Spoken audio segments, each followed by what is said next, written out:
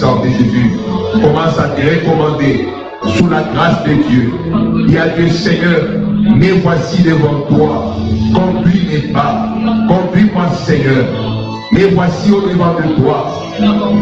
Permets à ce que je sois guidé, dirigé par toi, que je sois conduit par toi. Seigneur, aide-moi à marcher conformément à ta parole. Aide-moi à te suivre comme tu veux. Aide-moi à te rester fidèle. Je veux rester fidèle à toi. Cela n'est possible que par ta parole. Que ta parole ce soir trouve mon cœur. Que ta parole ce soir trouve mon âme. Que ta parole ce soir guide mes pas au nom puissant de Jésus. Guide mes pas, Seigneur. Guide-moi, Seigneur, au travers de ta parole. Illumine les yeux de mon cœur. Illumine les yeux de mon esprit. Afin que je ne me trompe plus de route. Afin que je te suive comme toi tu veux. Oui, Seigneur, j'ai besoin de toi. J'ai besoin de toi. Parle-moi, Seigneur. Montre-moi le chemin. Montre-moi la voie. Et ce soir, Seigneur, c'est toi tu peux nous parler, c'est toi tu peux nous communiquer ta grâce, c'est toi tu peux nous communiquer ta faveur. Au nom puissant de Jésus, gloire à toi, Seigneur.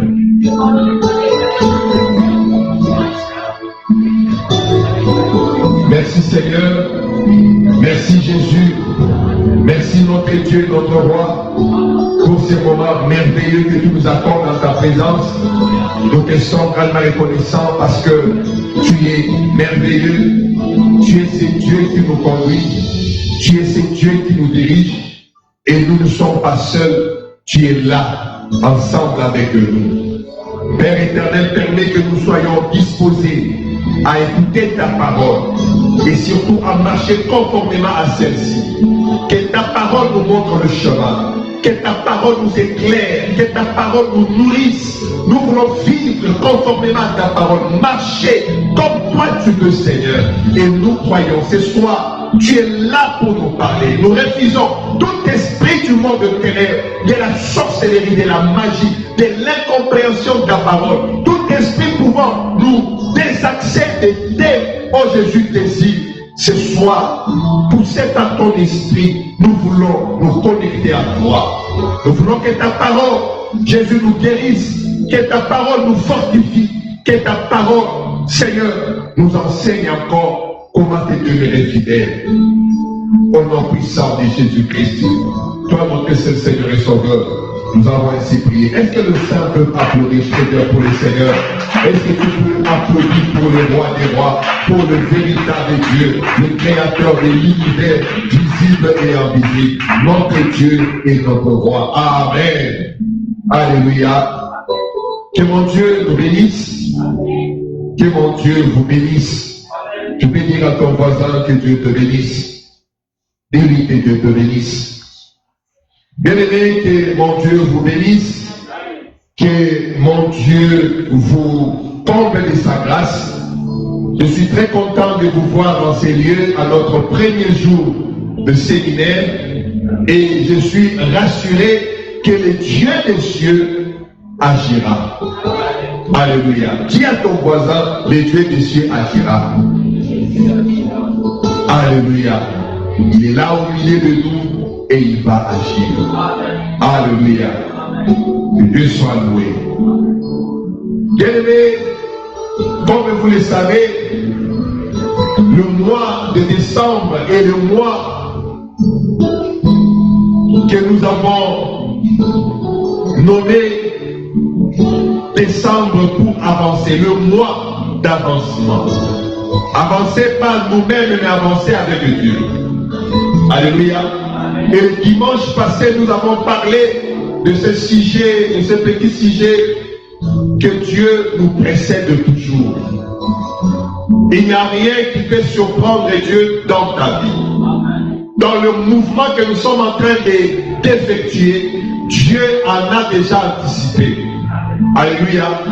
Même lorsque les gens voyaient Goliath debout, Dieu voulait par qui il pouvait passer pour que Goliath soit effectivement le Goliath qui était dans ses pensées, c'est-à-dire un Goliath terrassé mort. Lorsque tout le monde craignait Goliath, Dieu s'est cherché une personne par qui il peut passer pour démontrer sa gloire. Dieu ne cherchera qu'une personne afin de démontrer sa gloire. Dieu ne cherchera qu'une personne afin de démontrer sa puissance, afin de démontrer sa force.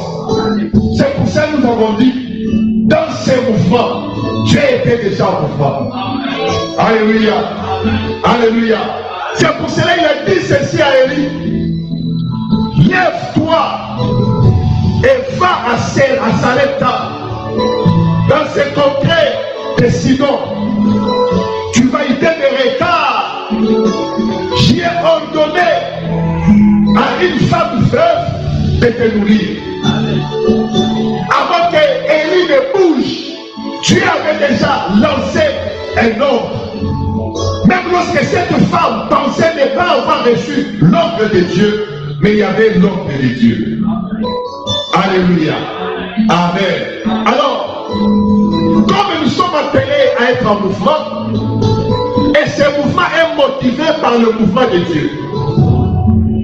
Je suis en train de passer en direct sur Facebook. Je vais m'efforcer de parler en français et après revenir en swahili pour permettre à tout le monde de pouvoir nous capter. Je ne sais pas pour les téléphones. Que tout le monde puisse nous capter. Alléluia. Je disais que nous sommes dans un moment de mouvement.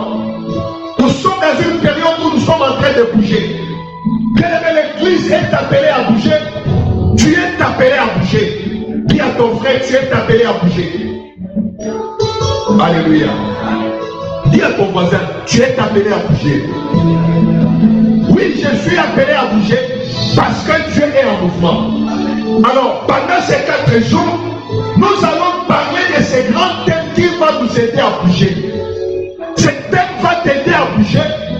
Ce thème va t'aider aussi à bouger. Et le thème est 4 principes pour sortir du lit maléfique. Makanuni ine, masheria ine, ile nawezi kukusaidia wewe utoke pale kitanda na uanze na wewe mwendo na Mungu. Alléluia. 4 principes pour sortir du lit maléfique. Et ce soir, je crois que par ce message, il y a quelque chose qui va commencer dans ta vie. Et ce qui va commencer dans ta vie, c'est un mouvement. Mouvement vers l'excellence, mouvement vers la réussite, mouvement vers la croissance, mouvement, mes frères et sœurs, vers les exploits. Et surtout, un mouvement vers l'accomplissement des promesses de Dieu dans ta vie. Amen. Alléluia. Et si Dieu va le faire, si Dieu va le faire pour moi. J'aimerais encore que nous prions.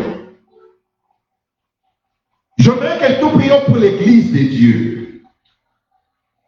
Tu vas dire à Dieu, Seigneur, nous voulons que notre église soit en mouvement. Nous voulons que notre église avance. Nous voulons que notre église aille de l'avant.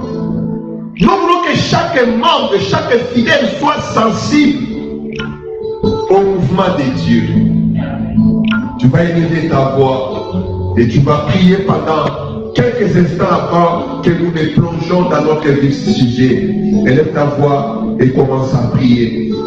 Seigneur, lorsque tu envoies ta parole, c'est pour toucher une vie.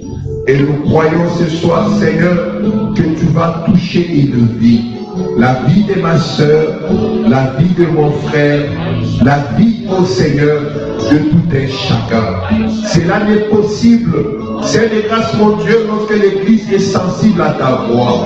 Nous voulons devenir sensibles à ta voix. Nous voulons marcher conformément à ta parole. Nous voulons, Père éternel, mon Dieu, que nous soyons une Église sensible à ton mouvement. Lorsque tu bouges, que nous soyons en mesure de bouger ensemble avec toi. Lorsque tu t'arrêtes, que l'Église soit sensible de s'arrêter ensemble avec toi. Aide-nous, Yahweh. Aide-nous, Seigneur. à avoir nos yeux fixés sur toi. Aide-nous, Seigneur, à avoir nos regards fixés sur toi, nos oreilles connectées à toi. Tel qu'il est dit, oui, je connais mes brebis, elles entendent ma voix et me suivent. Nous voulons une église, Seigneur, sensible à toi, une église qui bouge lorsque toi, tu nous le demandes. Nous voulons ce soir bouger ensemble avec toi, une église qui bouge, mes soeurs qui bougent, mes frères qui bougent, qui suivent ta voix et qui marchent selon ta volonté. Au nom puissant de Jésus, aide-nous, Seigneur, aide-nous, Yahweh, à marcher confortablement à ta parole, à te suivre, toi, le véritable Dieu, le créateur de toutes les choses. Et c'est là, au nom puissant de Jésus, sois élevé, Seigneur, sois exalté, notre Dieu. Au nom de Jésus, nous avons ainsi prié. Amen. Est-ce que tu peux applaudir le Seigneur? Oui, bien-aimé. Pendant ces 4 jours, nous allons parler des 4 principes pour sortir du lit maléfique. Et nous allons expliquer partant d'une histoire de la Bible. Et c'est ce que j'aimerais déjà d'entrée nous les lire maintenant. Nous la lire maintenant. Amen. Nous sommes dans le livre des Actes des Apôtres, chapitre 9. Actes des Apôtres, chapitre 9, c'est le chapitre du début de la conversion de l'apôtre Paul. C'est le chapitre où l'apôtre Paul se rencontre avec Jésus. Un Paul qui est sorti de Jérusalem comme un tyran, comme un persécuteur, mais après un temps, il va y retourner, mais comme maintenant un annonciateur de la parole de Dieu. Un apôtre. C'est un chapitre qui nous montre, j'aimerais que vous alliez le lire à la maison. Amen. Actes des Apôtres, chapitre 9. Je veux que tu ailles lire cela à la maison. Mais ce n'est pas l'histoire de Paul qui nous intéresse ici. C'est l'histoire qui vient juste après celle de Paul. Amen. Alléluia. Et nous allons commencer par le verset 31. Et nous allons nous limiter au verset 35. Écoutez ce que la Bible nous dit. Actes des Apôtres, chapitre 9.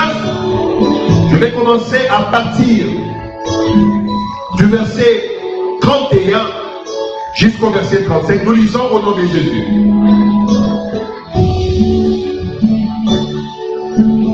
L'Église était en paix dans toute la Judée, la Galilée et la Samarie, s'édifiant et marchant dans la crainte du Seigneur, et elle croissait par l'assistance du Saint-Esprit. Dans d'autres versions, on parle, elle croissait par l'aide du Saint-Esprit, grâce à l'aide du Saint-Esprit. Comme Pierre visitait tous les saints, il descendit aussi vers ceux qui demeuraient à Lyde. Il y trouva un homme nommé Aimé, couché sur un lit depuis 8 ans. Et cet homme était paralytique. Alléluia. Le verset 34, Pierre dit à Aimé, Aimé, Jésus-Christ t'est guéri. Lève-toi, arrange ton lit, et aussitôt il s'éleva. Le verset 37, tous les habitants des Lydes et du Saron le virent et ils se convertirent au Seigneur. Oui, bien aimé dans le Seigneur, cette histoire est merveilleuse. Alléluia. Alléluia. C'est une très belle histoire que j'aimerais que vous me prêtiez attention parce qu'aujourd'hui, ça sera presque l'introduction, mais nous allons aller en profondeur les jours qui vont suivre. Je reviens au verset 31. La Bible dit, l'Église était en paix dans toute la Judée, la Galilée et la Samarie, s'édifiant et marchant dans la crainte du Seigneur, et elle s'accroissait par l'assistance du Saint-Esprit. Bien aimé, c'est une époque qui vient après la conversion de Paul. Paul qui véhiculait la terreur. Face à Dina ya Paul na Italia, Wamilifu na Zambalala. Il suffisait qu'on cite Saül pour que cela crée de l'effroi, pour que cela crée la crainte. Mais on arrive au verset 31, la Bible nous fait une autre chose. La Bible nous montre une chose différente. C'est-à-dire quoi? L'Église, en ce même moment, connaissait la paix. L'Église était dans la paix. Ce n'était pas une église qui est dans le Seigneur, mais c'était partout. On ne parle pas des églises, mais on parle de l'église. L'église que l'apôtre Paul était en train de persécuter. L'église pour laquelle Jésus-Christ l'avait stoppé lui disant, pourquoi me persécutes-tu? Alléluia. Ce n'est pas l'église individu, mais l'église ecclésia, qui veut dire le rassemblement des enfants de Dieu. Et ces regroupements, ces fidèles, mes frères et sœurs, ils vivaient dans l'harmonie, ils vivaient dans la paix. L'histoire que nous allons exploiter pour expliquer ou transmettre la pensée de Dieu est celle de la rencontre d'un homme appelé Aîné et celui appelé Pierre. Et c'est là que nous allons tirer les leçons, les 4 grandes leçons qui vont nous permettre de bouger. Les leçons qui vont te permettre, toi, de bouger ensemble avec moi, ensemble avec notre Dieu. Amen. L'apôtre Pierre avait entrepris une tournée dans toute la Judée, la Galilée et la Samarie, et avait remarqué un vent nouveau, le vent de la prospérité. Je pense que c'était une tournée merveilleuse pour Pierre, parce qu'il régnait la paix. Dieu avait repoussé les inquiétudes. Dieu avait repoussé tout ce qui pouvait contrecarrer ou bien combattre la paix. Ah, quelle mission de gloire, quelle mission de joie. Parce que partout où Pierre passait, il trouvait un peuple béni, il trouvait un peuple dans la l'allégresse, il trouvait un peuple joyeux. Ah, que j'aurais souhaité faire de telles missions. Une mission où tout le monde est en train de glorifier Dieu. J'entends chez maman Doris, elle est dans la joie. Elle me dit, pasteur, nous sommes en paix. Oui, Dieu nous a visités. Lorsque je vois Eric me dit, pasteur, je suis l'homme le plus heureux du centre missionnaire Alliance Éternelle. Lorsque je vois Alain Diop, le sa pasteur, Wako Mungu, c'était un bon moment. C'était une très belle mission pour Pierre. Pierre était dans la joie parce qu'il était en train de voir l'accomplissement de la parole de Jésus. Je pense que Pierre disait, c'est ça l'église. L'église c'est celle qui vit dans la paix. L'église c'est celle qui témoigne. L'église c'est celle qui prie. C'était une église priante. Oui, je vous rassure. Alléluia. Pierre avait effectivement remarqué que le Saint-Esprit y jouait un rôle. C'est le Saint-Esprit qui avait amené l'église à cette dimension de gloire. Dis Amen. Dis très bien Amen. Alléluia. L'église était en paix. Elle vivait la quiétude, c'est-à-dire loin des tourments et d'attaques venant du camp de l'ennemi le diable. L'église semblait être protégée. L'église semblait avoir quelqu'un qui était là, qui était en train de les pousser, de les pousser vers l'avant. Na kama unasoma Biblia vizuri na utajua ule mtu alileta ile salama mkanisa. Quand tu lis très bien, tu comprendras qu'il y a une personne qui joue en arrière-plan pour que l'église soit en paix, pour que l'église soit en pleine croissance, pour que l'église se fortifie, pour que l'église marche et avance. Alléluia. Amen. L'église n'était pas un individu. Ici, on ne parle pas d'un individu, mais on parle d'un groupe d'individus. On ne parle pas seulement de l'église de Jérusalem, on ne parle pas seulement de l'église en Judée, en Samarie ou en Galilée, mais on parle de l'église, un regroupement, une identité.